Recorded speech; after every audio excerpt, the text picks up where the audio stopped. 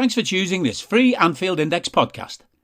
If you'd prefer to listen to this or any of our other shows without adverts, then now's the time to check out Anfield Index Pro. With AI Pro, you can supercharge your entire listening experience. You'll not only get all of our podcasts without the ads, but you'll have them far faster with our quick publish feature available exclusively for subscribers. AI Pro also puts you in the heart of our sound studio, with an option to listen to many of our shows live and interact with the podcasters in real time as the shows are recording. Upgrading couldn't be easier. AI Pro is available on all popular podcast platforms, and we have our own apps for Apple and Android. Just head on over to AnfieldIndexPro.com and get started today.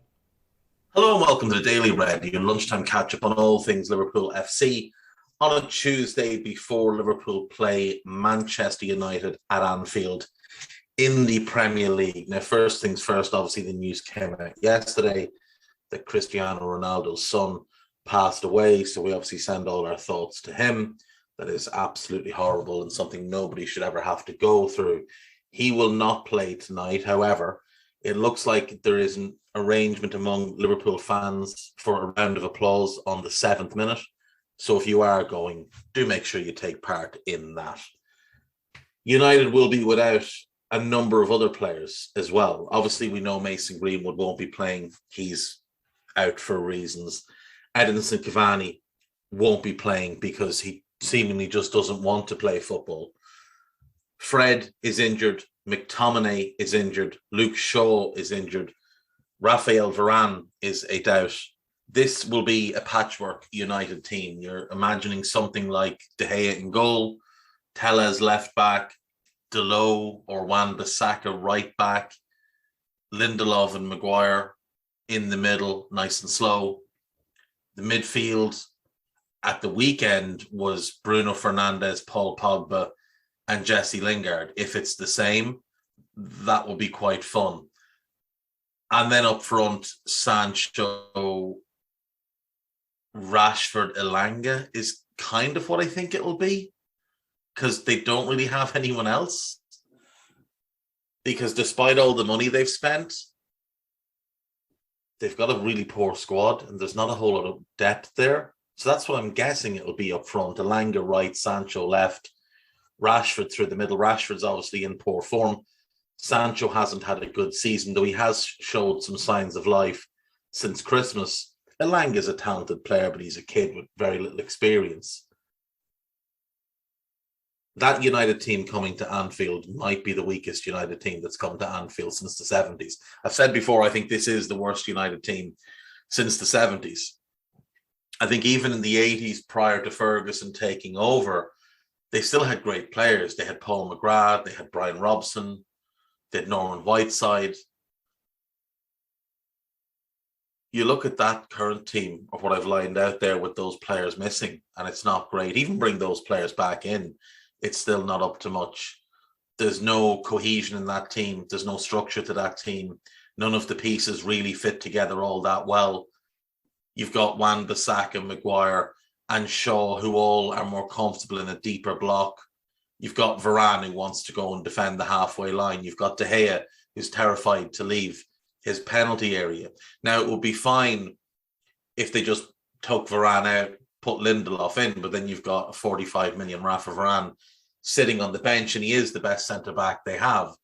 You could play a deep block of four with De Gea, and then that fits, but the problem then becomes who's the midfield. They don't own a single defensive midfielder. Other than Fred, they don't own a competent central midfielder, and they don't really know how to use Bruno Fernandes. So without that defensive midfielder, the midfield and defence doesn't work. And then in attack, if you're playing that deep block, you want to be a counter-attacking team. Sancho's exceptional, but he's not exactly the quickest player in the world. Rashford is very, very quick, but he's out of form. And what position does he actually play? Is he a 9? Is he a wide forward?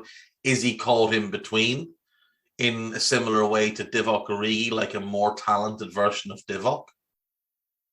They don't have a number 9. They don't have a focal point. They don't have anyone that can hold the ball up and allow them to get out from under pressure. Cristiano normally plays as the 9. His hold-up play is appalling. His link-up play is even worse. So none of it fits together.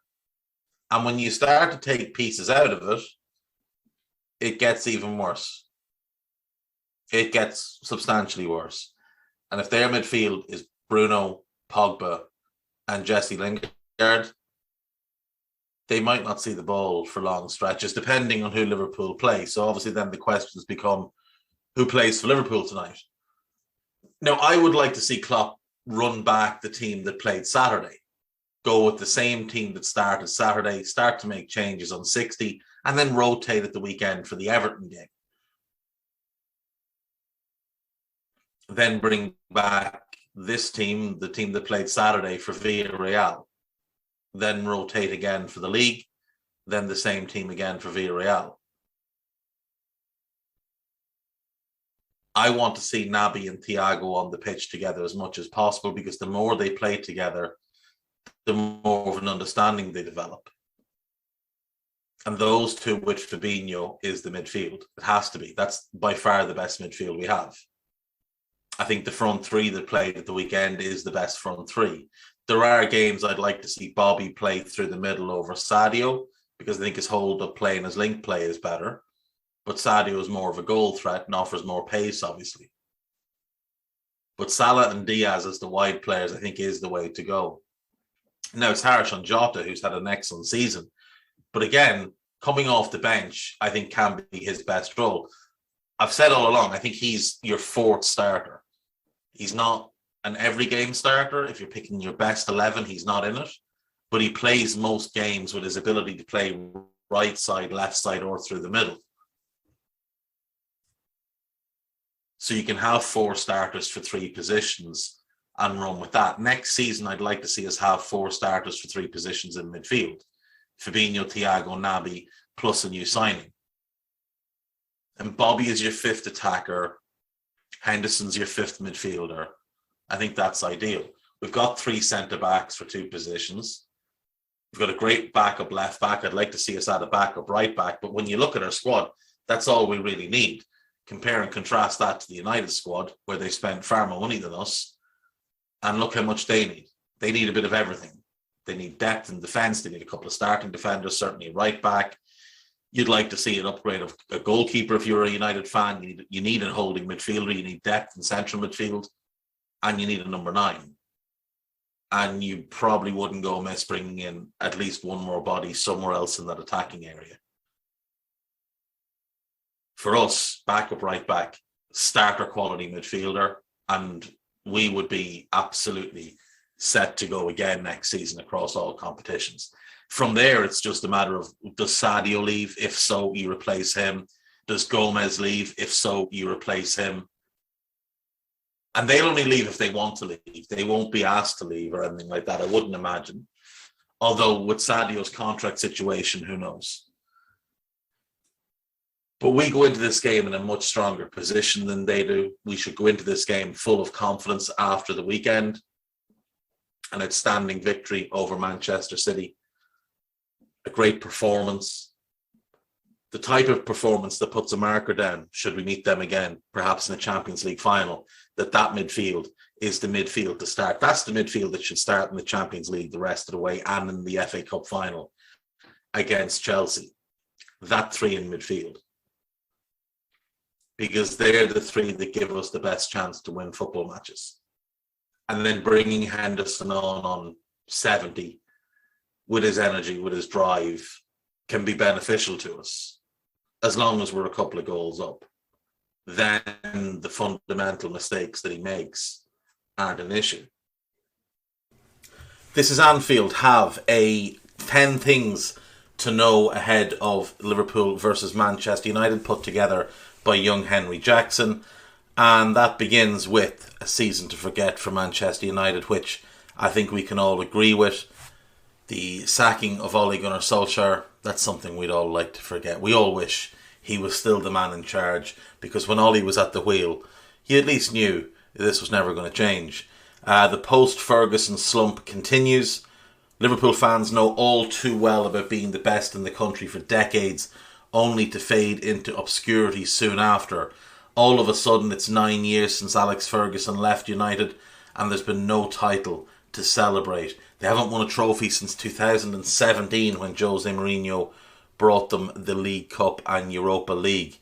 There's a possible United 11 here of De Gea, Dalot, Lindelof, Maguire, Telles, Matic, Pogba, Bruno. That's probably more likely than the one with Lindelof.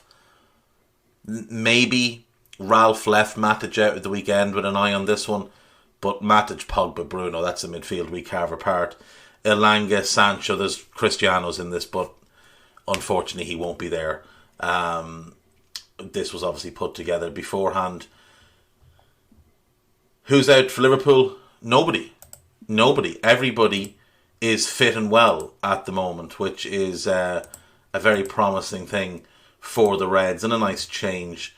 There is a predicted Liverpool 11 of Alisson, Trent, Matip, Van Dijk, Robertson, Fabinho, Thiago Henderson, Salah, Diaz and Mane. Only a question of time for Salah, says Klopp, in terms of the goal-scoring drought. It's a completely normal spell that Mo is going through. We've spoken about all the physical demands. It's completely normal.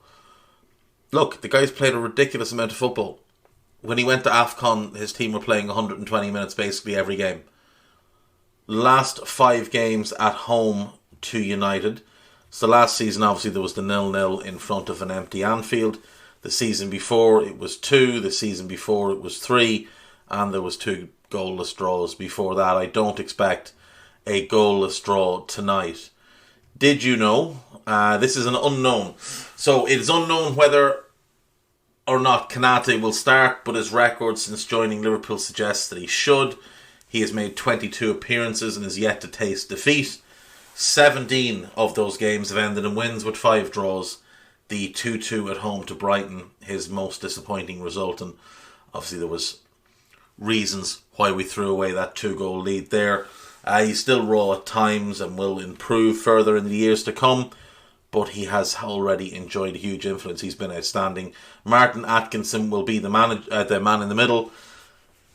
He's always interesting. And then there is live coverage on the This is Anfield Matchday blog tonight. Dan Clubb taking control at 7:15. The game is on Sky Sports main event from 8 p.m. The kickoff is 8 p.m. The programme will probably start at 7. There's 2 predicted Liverpool lineups here. So one of them has Ali, Verge and Joel in the middle, Trent and Robbo as fullbacks, Henderson, Fabinho and Naby, Salah, Bobby and Jota, which wouldn't be surprising. This one has Ibu in for Matip, Curtis in for Naby, and Salah not playing with Mane right wing. That's not bad. Neither of them are bad, to be fair. Though I would worry about that midfield of Henderson, Fabinho and Jones a little bit. But it is United and they'll probably roll over. On to Liverpool.com. Again, they've got to suggest a team. I won't bother going through it. There's some talk about the United injuries for tonight. 6 players who could be sold in the summer, as Jurgen Klopp could make 95 million. Now this includes Bobby Firmino and Joe Gomez. I don't believe there's any chance Bobby will be sold. It also bases the prices off transfer market, which are largely nonsensical. The one for Joe Gomez is insulting.